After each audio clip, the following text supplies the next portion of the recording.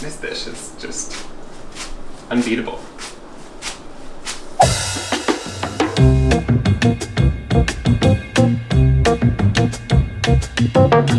Alio e olio. Today I want to show you how to make a really famously simply delicious pasta, which is aglio e olio, which is, you know, a oil and garlic pasta. It normally doesn't need much more than what it says it is, except for right now, green garlic is available, and it's one of those that's mostly only available in the spring, and it can make this pasta so much better, not only because of the flavor, but also because it makes you not have to peel one single clove of garlic to make this amazing dish. So, without peeling any garlic, let's make aglio e olio. Aglio e olio requires very little ingredients.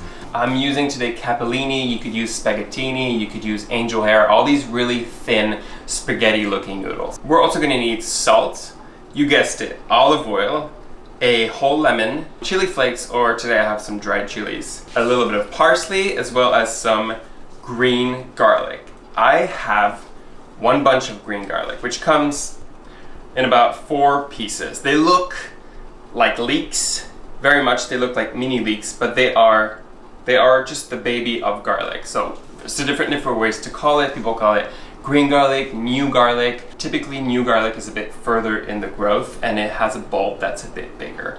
So this guy is almost straight all the way, and this is also really cool because it is tender all the way, so we're going to be using the whole thing. So let's start by cutting this. The first thing with the green garlic, you just cut the root, and you can save these and actually use those for stalks. They have a ton of flavor. Next thing will be to remove the outer layer. Sometimes it just gets a bit yellowy, but if it's beautiful, just leave it on.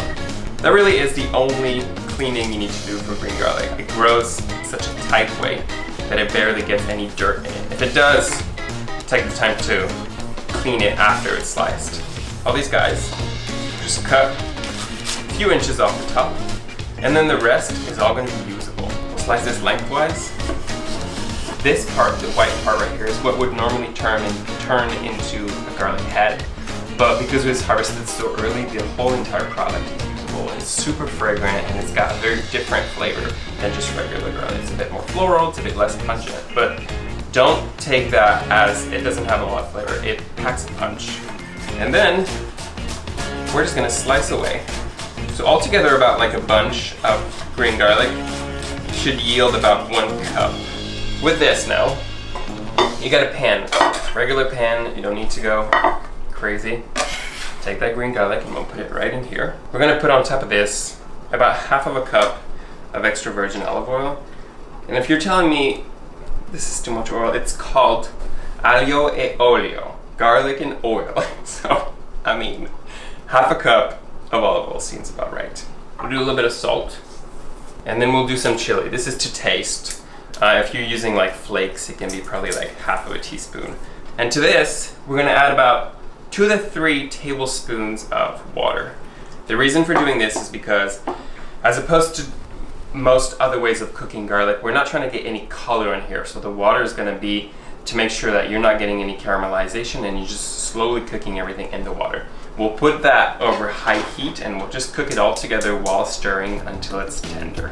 So when you see those little bubbles all around the edges, that's a good sign. That means there's still moisture in here, and that means you're not going to get any color on the garlic. But if you were to start seeing it get different bubbles and get a little bit of golden brown around the edges, just add some water. There's no rules here. So I constantly move this over the heat for about 5 minutes, and the way you know it's cooked, you just taste it.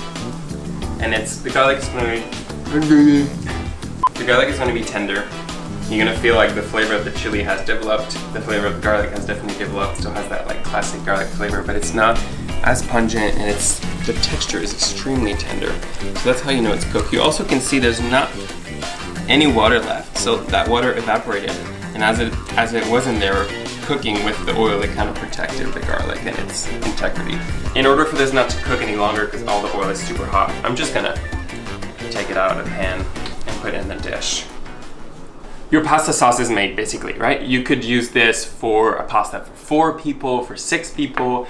I'm just gonna use half of it for 2 people today, but even top that on like a grilled steak, or just with marinate vegetables with this before grilling them, or on some lamb, on some bread, like on a toast with, I mean, the options are endless. You could use this from a sauce to a classic salsa to a marinade. Green garlic, in California, you can now find it at some grocery stores, that care about probably like local farming and stuff like that. But mostly, it's always possible to find it at most farmers market at this time of year. So let's boil some pasta. Let's make a meal. That's it.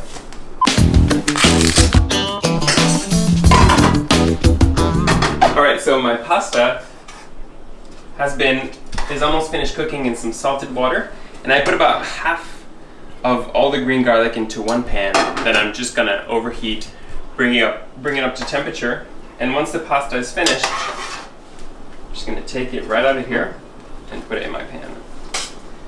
For angel hair like this, I find that the best tool to use is always a pair of tongs. We're gonna need to add some pasta water as well. So I'm gonna start with about half of a cup, and that's gonna help.